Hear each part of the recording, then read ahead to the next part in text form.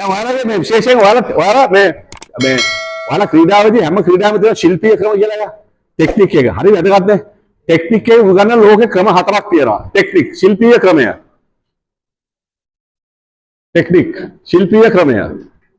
මේක වැදගත්ම හොඳට අහන්න මේ මොකද්ද කියන්නේ කියන එක. මේක අපි කරන ලොකු මේකක් අපි ක්‍රීඩකයන් පුහුණු කිරීමේදී ඕනෑම ක්‍රීඩාවකට කණ්ඩායම් ක්‍රීඩාවකට අනිත් ක්‍රීඩාවට ක්‍රීඩා පුහුණු කිරීමේදී අපි කරන ප්‍රධාන වරදක් තියෙනවා. වරදක් නෙමෙයි ඒක අතපසුවීම. ශිල්පීය ක්‍රමය කියලා නිකන් අපි දන්නවා. මේකේ තියෙනවා 4ක්. මම හිතනවා ඔයාලට දුන්න නෝට් එකේ ඇති ඒක. ඒකේ තියෙනවා ශිල්පීය ක්‍රමය පුහුණු කිරීම. ටෙක්නික් ට්‍රේනින් ටෙක්නික් ට්‍රේනින් කියලා කියනවා. සලාම් පුහුණු කරන්න ඕනේ ළමයාට උගන්වන්න ඕනේ ටෙක්නික් එක උගන්වන්න ඕනේ. මේ ක්‍රීඩා මෙහෙම මේකයි මේකයි වොලි පාස් එක මේකයි ඩික් පාස් එක මෙහෙමයි බවුන්ස් පාස් එක මෙහෙමයි නෙට් බෝල් වල චෙස් පාස් එක මෙහෙමයි සයිඩ් පාස් එක මෙහෙමයි මේ ෂෝල්ඩර් පාස් එක මෙහෙමයි කිය ඒ පාස් එකේ ටෙක්නික් එක ළමයාට එන විදිහට ඔයාලා දන්නවා ඉරියව් පශ්චාත් ඉරියව් ආරම්භය ඩ්‍රයිවිං ඒවා සේරම දන්නවා. ඒක ලස්සනට උගන්වන්න ඕනේ. හොඳට මතක තියාගන්න මේක අහන්න. ඒක හැම ක්‍රීඩාවකම. දෙවෙනි එක තමයි දැන් පුහුණු කරනවානේ ශිල්පීය ක්‍රමය පූර්ණත්වයට පත් කිරීම. පූර්ණත්වයට පත් කිරීම. ටෙක්නික් පර්ෆෙක්ෂන් කරන්න ඕනේ. අපි උගන්වනවා විතරයි පර්ෆෙක්ට් නෑ. අපේ උගන්වන්නේ ටෙක්නික් පර්ෆෙක්ට් නෑ. නිකන් ඉගෙනුවා විතරයි. නිකන් ඊට පස්සේ බලනවා. නේද? ක්‍රීඩාවට ගියාම ළමයින්ට ටෙක්නික් තියෙනවා. හැබැයි ඒක පර්ෆෙක්ෂන් එකක් නෑ. කරනකොට පේනවා මේ ක්‍රීඩාවේ මේ ළමයාට මේ ටෙක්නික් එක නැහැ කියන එක නේද? වොලි පාස් එක එහෙම නැත්නම් අපි කියමු දැන් දැම්මයි කියලා බවුන්ස් පාස් එකක් නෙට් බෝල් වල එයා බවුන්ස් පාස් එක දානවා. හැබැයි ඒක අසම්පූර්ණයි. නෑ සම්පූර්ණයෙන්ම උගන්වන්න ඕනේ. ඒක පූර්ණත්වයට පත් කරන්න ඕනේ. උඩ පැනලා බවුන්ස් පාස් එකක් දාන විදිය. උඩ පැනලා අපි දන්නේ ඕහෙඩ් පාස් දානවා කියලානේ. උඩ පැනලා බවුන්ස් පාස් එක. ඒක තමයි පූර්ණත්වයට පත් කිරීම කියලා කියන්නේ. මේව උඩ පැනනට පස්සේ හිතනවා උඩින් දාන්න හරියන්නේ නැහැ. උඩ පැනලා යටින් දානවා. ඒක තමයි පූර්ණත්වයට පත් කිරීම කියලා කියන්නේ ටෙක්නික් එක. ඒ විදිහට දාන්න පුළුවන් වෙන්න ඕනේ නේද? මෙතන බවුන්ස් පාස් එකක් මෙහෙම දාලා පෙන්නලා මේ පැත්තෙන් දාන්න පුළුවන් වෙන්න ඕනේ. නේද? මෙහෙම බවුන්ස් පාස් එකක් මේ පැත්තෙන් දාන්න පුළුවන් වෙන්න ඕනේ. ඒක තමයි පූර්ණත්වයට කිරීම කියන්නේ. හොඳට මතක තියාගන්න. ඒක කරන්නේ අපි හුඟක් කරන්නේ අපි භාග වඩින්න තියෙන්නේ. නේද? එහෙනම් ටෙක්නික් පර්ෆෙක්ෂන් කියන එක දාන්න මේ මම නෙමෙයි කියන්නේ ක්‍රීඩා විශේෂඥයෝ ලෝකේ. මම කියලා නෙමෙයි. ටෙක්නික් පර්ෆෙක්ෂන් ශිල්පීය ක්‍රමේ පූර්ණත්වයට පත් කරන්න ඕනේ. නේද? රොටේෂන් කියන්නේ හැම ක්‍රීඩාවෙම එහෙමයි. තව එකක් තියෙනවා ඊළඟ එක. තුන්වෙනි එක. ඒ පූර්ණත්වයට පත් කරපු එක ප්‍රවීණත්වයට පත් කරන්න ඕනේ. ප්‍රවීණත්වයට පත් කිරීම. ටෙක්නික් මාස්ටරින්. ටෙක්නික් මාස්ටරින්. බාන්න ටෙක්නික් වල කොච්චර දේවල් කියනවාද කියලා. පූර්ණත්වයට සම්පූර්ණ එක උගන්වනවා. ඒකේ කියනකොට මදි. ඒකෙන් ප්‍රවීණෙක් වෙන්න උගන්වන්න ඕනේ. ඒක කරනකොටගෙන ඒක උපයෝග කරගෙන ප්‍රවීණෙක් වෙන්න උගන්වන්න ඕනේ. බාන්න ටෙක්නික් උගන්වනවා ටෙක්නික් පර්ෆෙක්ෂන් ටෙක්නික් මාස්ටරින්. අර පර්ෆෙක්ට් කරපු ටෙක්නික් එක ප්‍රවීණත්වයට පත් කරනවා. එතකොට මේ ඊටාම නිවැරදිව සම්පූර්ණ වශයෙන් වැඩි වාර ගාණක් වැඩි කාලයක් නිවැරදි විදිහට කරපුවම ඒක ප්‍රවීණත්වයට පත් වෙනවා. නේ? දැන් ඔයාලා අපි ප්‍රවීණයෝනේ. ඒ කියන්නේ අපි ක්ෂේත්‍රයේ යම්සි දේවල් කරලා ඒවා පූර්ණත්වයට පත් කරලා ඒවා දැන් ප්‍රවීණත්වයට පත් කරලා ඉන්නේ. බලන්න කොච්චර දේවල් තියෙනවද කියලා. ඒතර අපි හුඟ කලාවට පළවෙනි එක විතරයි කරන්නේ. තව එකක් තියෙනවා. මේක හොඳම කතාව කියන අන්තිමටම. මේක තමයි හොඳම කතාව. තව එකක් තියෙනවා. කාට හරි කියන්න පුළුවන්ද? දැන් මේ තුනම ඉවරයි. තරගෙත් ඉවරයි. ඊට පස්සේ මොකද්ද කරන්නේ? ඔව් ඒක මානසික පැත්තන්නේ. ශාරීරික වශයෙන්. දැන් මේ අවුරුද්දේ අපි මේ ටික කළා. ළමයා පළවෙනි වුණා. right? දැන් ළමන අවුරුද්ද පාවා. මොකද්ද කරන්නේ? ඒකම කරනවා. තව වෙන මොනවද මේකේදී අමතර දෙයක් කරන්නේ නැද්ද? නිකන් හිතන්න බලන්න. ටෙක්නික් ඉගෙනුවා, ටෙක්නික් පූර්ණත්වයට පත් කළා, ටෙක්නික් ප්‍රවීණත්වයට පත් කළා. ළමන අවුරුද්ද ආවා. ළමන අවුරුද්දේ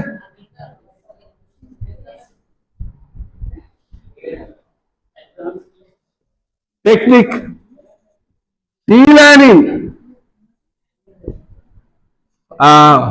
ශිල්පීය ක්‍රමය නැවත ඉගෙනීම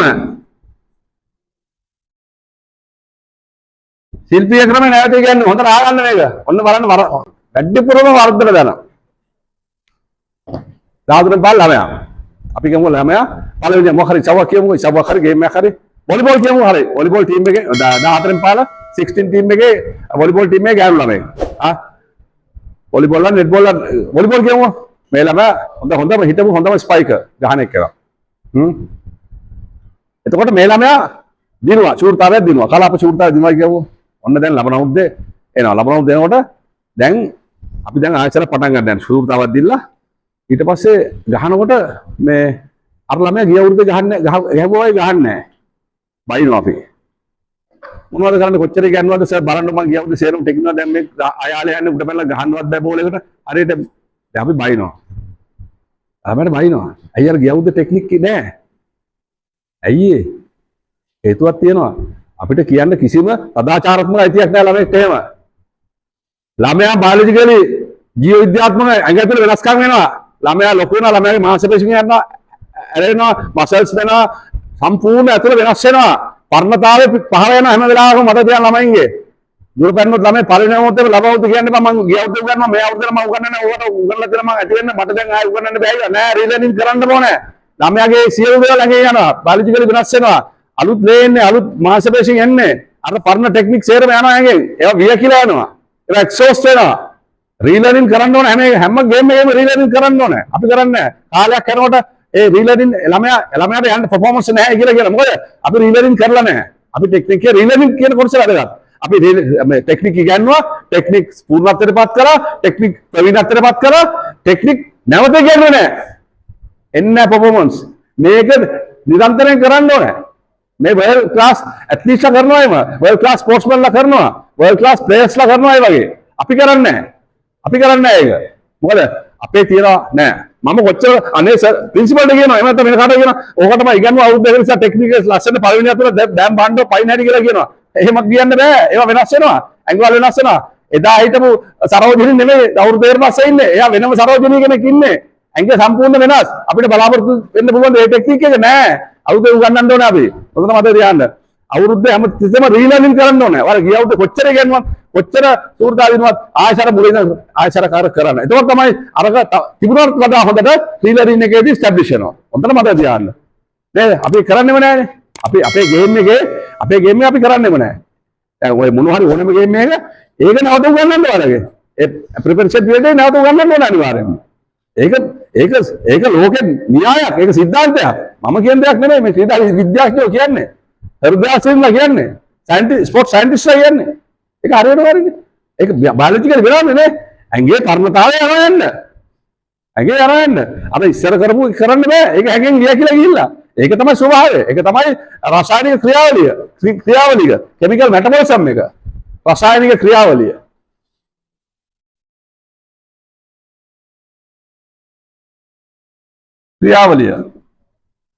chemical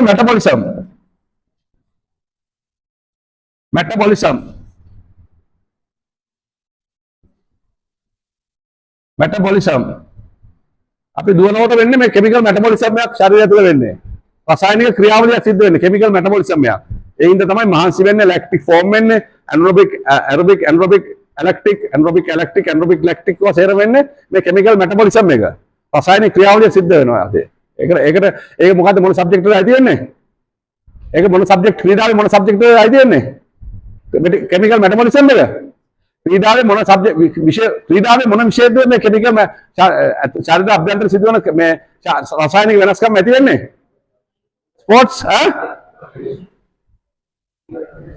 yes physiology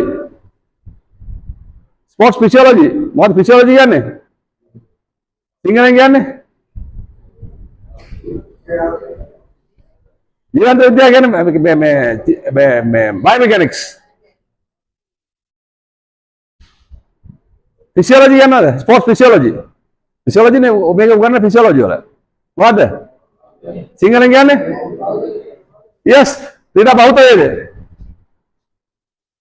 ක්‍රීඩා බහුත වේදය